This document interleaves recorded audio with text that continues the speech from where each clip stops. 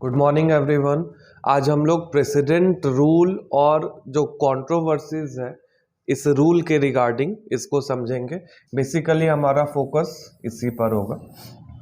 President rule के प्रावधानों को हमने एक और वीडियो में भी समझा है, आर्टिकल 355, 356 और 357। आज हमारा फोकस कंट्रोवर्सीज पर होगा कि आखिर ये जो राष्ट्रपति शासन का प्रावधान है 356 के अंदर, ये इतना कंट्रोवर्शियल क्यों है।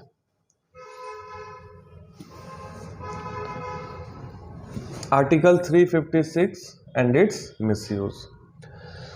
Even though B.R. Ambedkar had assured that it would remain a dead letter, Article 356 has been misused more than 125 times. B.R. Ambedkar क्या कहा था कि ये डेड लेटर रहेगा, है ना।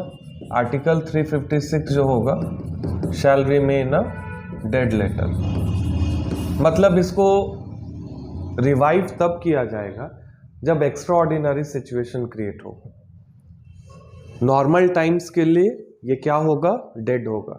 इसमें जान तब फूकी जाएगी, ये आर्टिकल तब फोर्स में आएगा कौन सा आर्टिकल 356, जब एक्स्ट्रा ऑर्डिनरी सिचुएशन डिमांड करेगा। लेकिन देखने को क्या मिला कि ये डेड लेटर में पॉलिटिकल रीजंस के लिए, वेस्टेड रीजंस के लिए जान फूकी जाती है और इसका अब्यूज किया गया और ऐसा पाया गया 125 ऐसे इंस्टेंसेस या उससे भी अधिक जहां पर किसका अब्यूज दिखा है। In almost all cases, it was used for political considerations.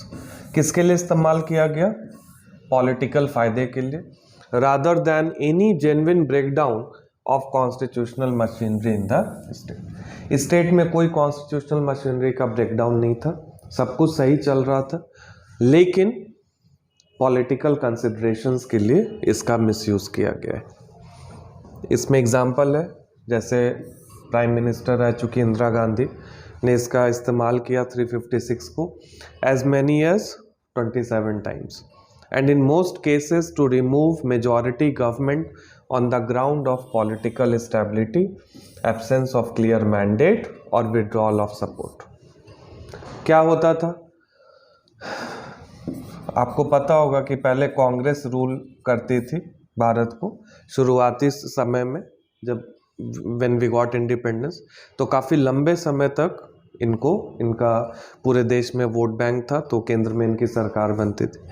अभी क्या है कि केंद्र में जब इनका बोलबाला था, तो राज्यों में जब लोकल पार्टीज इमर्ज करती हैं और स्टेट लेवल पर गवर्नमेंट का डायनेमिक्स चेंज करता है, मतलब रीजनल पार्टीज का दौर आता है और वहाँ पे उनकी सरकार बननी शुरू होती है, तो आपको पता है कि स्टेट के गवर्नमेंट से राज्यसभा में कंपोजिशन चेंज होता है। लोकसभा में तो जो चुनाव हुआ उसमें जिसकी सरकार बनी बहुमत, लेकिन राज्यसभा का डायनेमिक्स राज्यों के सरकार से इन्फ्लुएंस रहता है। तो राज्य में जिसकी सरकार, उसी का रिप्रेजेंटेटिव का चांसेस है कि वहाँ जीत के जाएगा उस सीट पर, राज्यसभा की सीट। तो पार्लियामेंट पर आपको पता है कि राज्यसभा और लोकसभा दोनों का महत्व है, कॉन्स्टिट्यूशन अमेंडमेंट वगैरह जैसे महत्वपूर्ण चीज़ों में।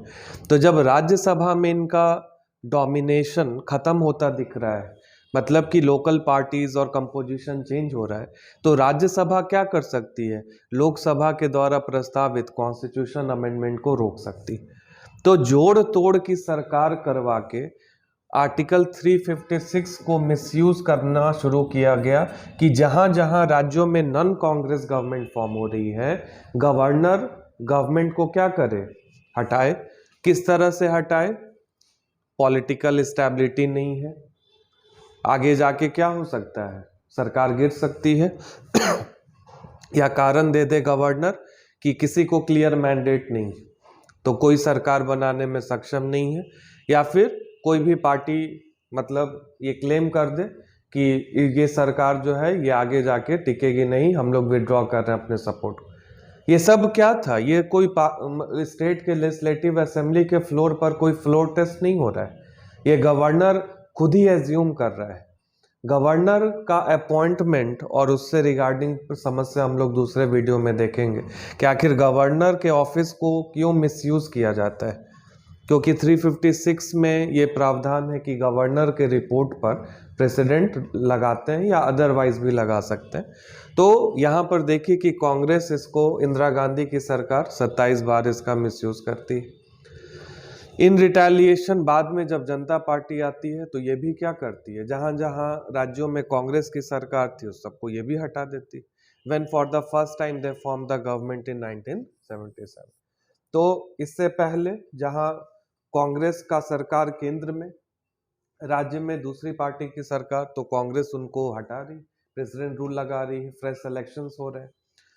और दोबारा यहाँ पर क्या हो रहा है, जनता पार्टी आती है तो ये भी वही चीज करती, ये भी रिटेलिएट करती उसी तरह से। Now Indira Gandhi on her return to power in 1980 removed 9 opposition majority governments at one go. अब देखिए 77 के बाद फिर इनकी सरकार बनती है 1980 में। ये फिर क्या करते हैं, 9 अपोजिशन मेजॉरिटी गवर्नमेंट को एक साथ हटा देते, सब में कहा क्या लगा देंगे, article 350। Subsequent governments too acted in a similar fashion. इसी तरह से जिसकी सरकार केंद्र में बने उसकी पार्टी जहां राज्य में ना हो वो वहां पे प्रेसिडेंट रूल लगा रहे। बी आर अम्बेडकर कह रहे हैं कि it shall remain a dead letter, लेकिन पॉलिटिकल कंसिडरेशंस के कारण इसको क्या रिवाइव किया जा रहा है बार बार। और रिवाइव भी जो हो रहा है वो कॉन्स्टिट्यूशनल ग्राउंड्स पर नहीं हो रहा है, जो इंटेंशन है वो मैलाफाइड इंटेंशन। तो this is what, violation of the constitution, है ना। This is a clear case of violation of constitution which was later highlighted. Article 356 and safeguards, यानी कि यहाँ पे सेफगार्ड्स लगाना पड़ेगा, नहीं तो इसका मिसयूज कंटिन्यू होते रहेगा। इसको रोकने के लिए सेफगार्ड्स लग रहा है। 1994 supreme court in S R Bommai case majority decision में कहा, in essence overturned a long tradition that the use of article 356 was not really subject to review by courts. मतलब कि यहाँ जब आर्टिकल 356 लगेगा तो कोर्ट्स इसको रिव्यू नहीं करेगी, इसको हटाती है ये प्रावधान। A doctrine articulated in a landmark 1977 case, State of Rajasthan versus Union of, ठीक है, overturned a long tradition that the use of article was not really subject to review by courts, जो कि 1977 में Rajasthan versus union of India में supreme court ने ये कहा कि आर्टिकल 356 जो है जब ये लग रहा है तो बार बार कोर्ट इसको क्यों रिव्यू करे, is not really a subject to review by court. इसी को उलट दिया सुप्रीम कोर्ट ने अपने दूसरे जजमेंट में एसआर बोम्मई केस में। The Bommai case verdict laid down the conditions under which state governments may be dismissed and mechanisms for that process. Bommai case verdict ने कंडीशंस रखा जिसमें स्टेट गवर्नमेंट को डिसमिस कर सकते हैं and the mechanisms for that process, और क्या क्या मैकेनिज्म होना चाहिए उस प्रोसेस के लिए। थोड़ा सा हम लोग को ये भी समझना चाहिए कि ये केस क्या था एसआर बोम्मई का। एसआर बोम्मई कौन थे? He was the chief minister of the Janata Dal government in Karnataka. Between this date to this date his government was dismissed on April 21, 1989 under Article 356 of the Constitution, and President rule was imposed in what was then a mostly common mode to keep opposition parties at bay। यहाँ पे भी क्या लिखा गया है कि opposition parties यानी केंद्र में जिसकी सरकार है वो अपोजिशन पार्टीज को नहीं चाह रहा है कि वो रूल करे राज्यों में। द डिसमिशल वॉज ऑन ग्राउंड्स, क्या ग्राउंड बताया गया, that the Bommai government had lost majority following large scale defections engineered by several party leaders of the day। तो जो डिफरेंट पार्टीज के द्वारा बनी गई सरकार थी, उनके लीडर्स जो थे वो डिफेक्ट कर रहे थे, यानी दूसरी पार्टी ज्वाइन कर रहे थे, और ये र्यूमर उड़ा कि मुंबई सरकार जो है वो उनकी मेजॉरिटी अब नहीं रही, यानी कि डिफरेंट लीडर्स, पार्टी लीडर्स का सपोर्ट विड्रॉ कर लिया गया। देन गवर्नर, उस समय वहां के गवर्नर थे P Venkat Subbaiah, he refused to give Bommai an opportunity to test his majority in the assembly। तो वहां के जो गवर्नर थे ना, उन्होंने बोम्मई, एसआर बोम्मई को ये मौका नहीं दिया कि वो प्रूफ करें असेंबली के फ्लोर पर कि सही में उनकी मेजॉरिटी है या चली गई। Despite the latter presenting him with a copy of the resolution passed by the Janata Dal legislator party।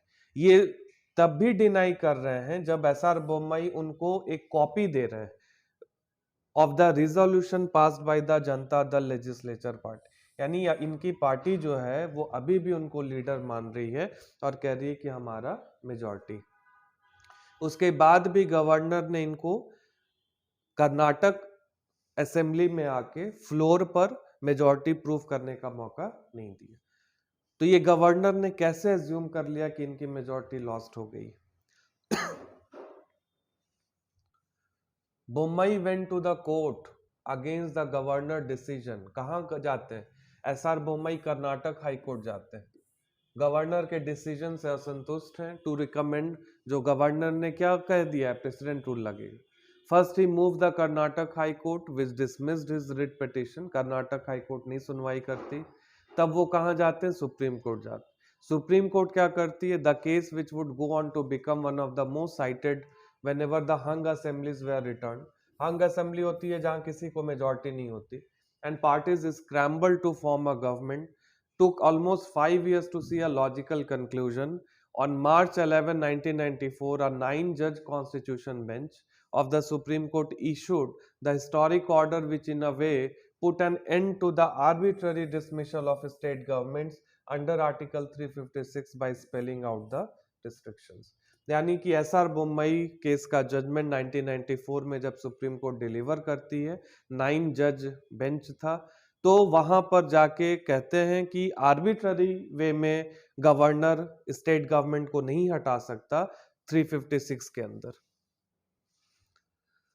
The verdict concluded that the power of the president to dismiss a state government is not absolute. राष्ट्रपति का जो power है under article 356 की, वो dismiss कर देते हैं state government को। देखिए, जब भी प्रेसिडेंट रूल लगता है तो सबसे पहले क्या होता है? Dismissal of the council of ministers headed by the chief minister. तो ये पावर एब्सोल्यूट पावर नहीं है, यानी ये प्रेसिडेंट की मन मर्जी नहीं है। और प्रेसिडेंट ये जो इंपोज करते हैं, ये किसके एडवाइस पर चलते हैं? Council of ministers headed by the prime minister. यानी प्राइम मिनिस्टर को किसी राज्य में पसंद नहीं आई, जैसे अभी बीजेपी की सरकार है, किसी राज्य में कांग्रेस की सरकार बनी हुई। अब मोदी कहें, प्राइम मिनिस्टर मोदी अपने काउंसिल ऑफ मिनिस्टर्स को कॉन्फिडेंस में ले लें और ये एडवाइस दे दें प्रेसिडेंट को कि हटा दीजिए, वहां आर्टिकल 356 लगा दीजिए और यूनियन अब रूल करेगा स्टेट पर। तो ये सुप्रीम कोर्ट कह रहा है कि ये ऐसे हो ही नहीं सकता, क्योंकि ये एब्सोल्यूट पावर नहीं है, चेक्स बैलेंसेस है इसमें। The verdict said the president should exercise the power only after his proclamation imposing his or a rule is approved by both the houses of parliament। जब तक दोनों हाउसेस पार्लियामेंट के इसको approve नहीं कर देंगे तब तक नहीं लगेगा। Till then the court said the president can only suspend the legislative assembly। तब तक क्या हो सकता है? सस्पेंशन हो सकता है legislative assembly का by suspending the provisions of the constitution relating to the legislative assembly। The dissolution of legislative assembly is not a matter of course, it should be resorted to only where it is found necessary for achieving the purposes of the proclamation। क्या checks add किया जा रहा है sir Bommai case में? जब तक houses of parliament approve ना कर दें तब तक आप केवल क्या कीजिए? सस्पेंड कीजिए लेजिस्लेटिव असेंबली को। लेजिस्लेटिव असेंबली को डिसॉल्व नहीं कीजिए। यानी अब क्या होता है, जब राष्ट्रपति शासन लगता है तो जो स्टेट के council of ministers headed by chief ministers हैं, डिसमिसल होता है और लेजिस्लेटिव असेंबली को सस्पेंड किया जाता है। और जब नॉर्मल सिचुएशन लौट जाता है तो फिर ये रिवाइव हो जाती है, लाइफ में वापस आ जाती है। लेकिन जब अर्लियर केसेस में सीधे लेजिस्लेटिव असेंबली को डिसॉल्व कर दिया जा रहा था, तब तो कोई उपाय नहीं है, फिर तो फ्रेश चुनाव करवाना पड़ता था। तो ये यहाँ पे चेक्स आता है सर बोमई केस में। In case both houses of parliament disapprove, अगर दोनों हाउसेस पार्लियामेंट के डिसअप्रूव कर दें और do not approve the proclamation lapses at the end of the 2 month period. तो प्रोक्लेमेशन ऑब्वियसली अगर हाउसेज ऑफ पार्लियामेंट इसको अप्रूव नहीं करेंगे तो at the end of 2 month period proclamation क्या हो जाएगा, खुद ही हट जाएगा।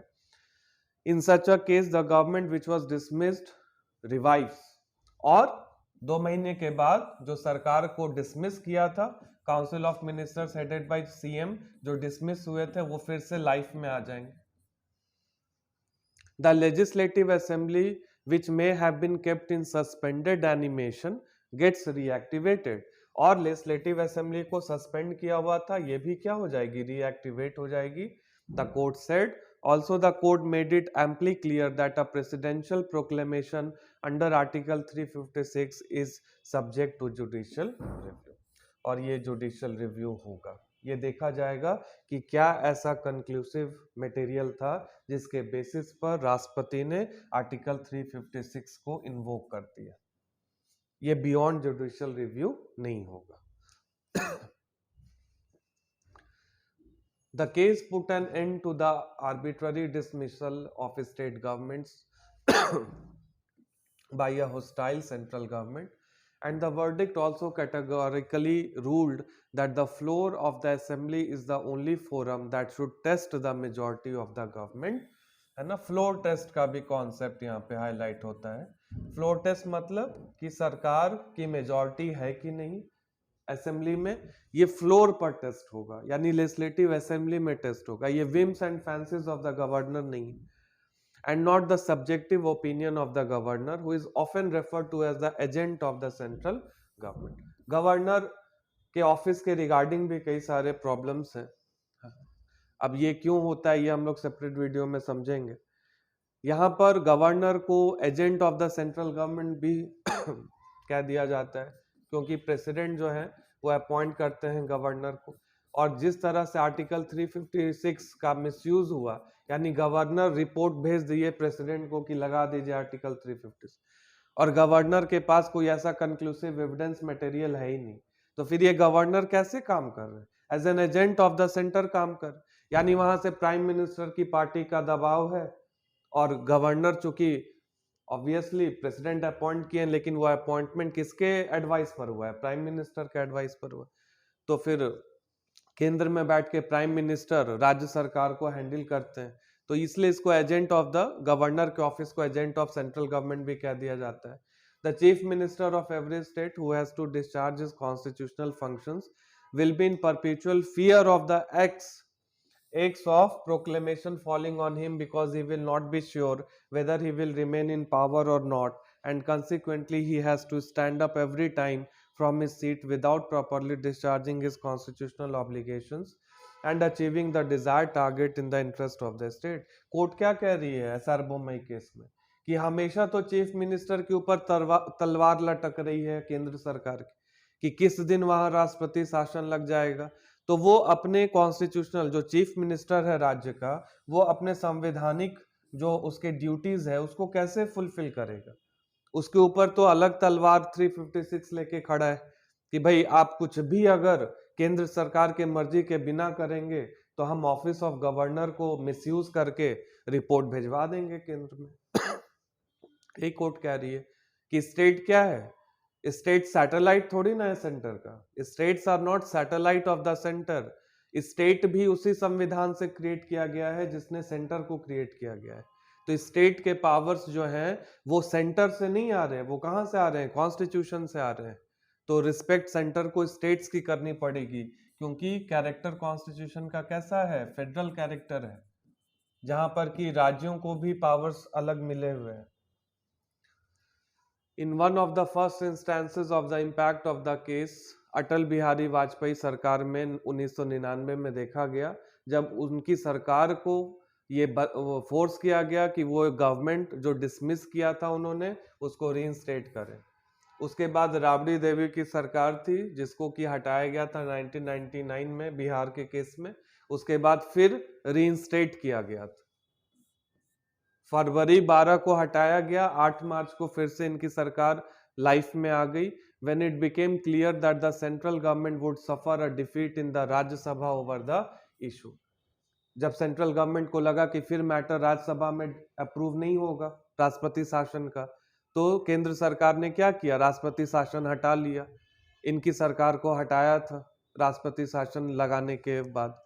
इन 2016 का केस है, उत्तराखंड हाईकोर्ट ने क्या कहा, quash the order of the central government that had put the state under presidents rule, है ना, प्रेसिडेंट रूल लगाया था उत्तराखंड में केंद्र सरकार ने 2016 में, deciding that the Congress shall return to power, यानी कांग्रेस जो है वो पावर में आए।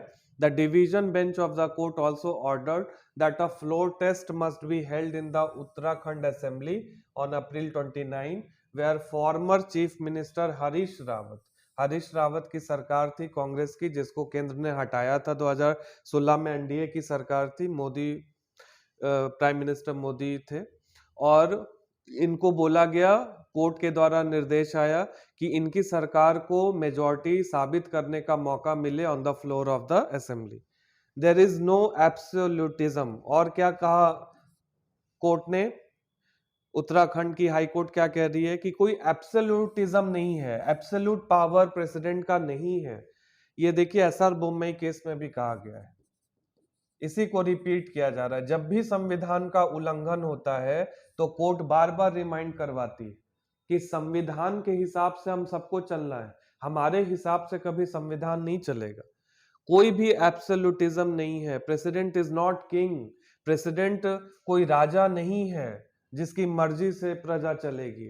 प्रेसिडेंट खुद एक ऑफिस है, कॉन्स्टिट्यूशनल ऑफिस है under the constitution of India, और प्रेसिडेंट भी अगर संविधान को वायलेट कर देंगे तो उनको भी हटाने का प्रावधान है संविधान में। यानी राष्ट्रपति की भी कुर्सी खाली करनी पड़ेगी अगर आपका कंडक्ट सही नहीं होगा तो प्रेसिडेंट किंग नहीं है। The president can be an excellent person but he can be terribly wrong. President कोई बहुत ही अच्छे व्यक्ति हो सकते हैं लेकिन गलतियां उनसे भी हो सकती है। जजेस can also be terribly wrong. जजेस भी बहुत अच्छे व्यक्ति हो सकते हैं लेकिन गलतियां उनसे भी हो सकती है। यानी कोई भी व्यक्ति गलती कर सकता है। उस केस में किसको रीड करना चाहिए, कॉन्स्टिट्यूशन। अगर कॉन्स्टिट्यूशन के हिसाब से आप चले तो आप सही हैं, नहीं तो गलत। इसमें कोई दो राय यहाँ पर नहीं है। तो उत्तराखंड हाईकोर्ट बहुत अच्छा यहाँ पे डिसीजन देती है कि जो हरीश रावत की सरकार है उनको वापस से लाइफ में ले आती है उत्तराखंड के केस। तो ये आपको केसेस याद रखना चाहिए और जहां पर भी स्कोप लगे कोट करना चाहिए कि आर्टिकल 356 का अब्यूज आखिर क्यों हुआ, उसके पीछे एसआर बोम्मई केस का क्या था मैटर। ये सारे तमाम एग्जाम्पल्स हैं आपके सामने, तो आप इनको लिखेंगे अपने आंसर में। Thank you.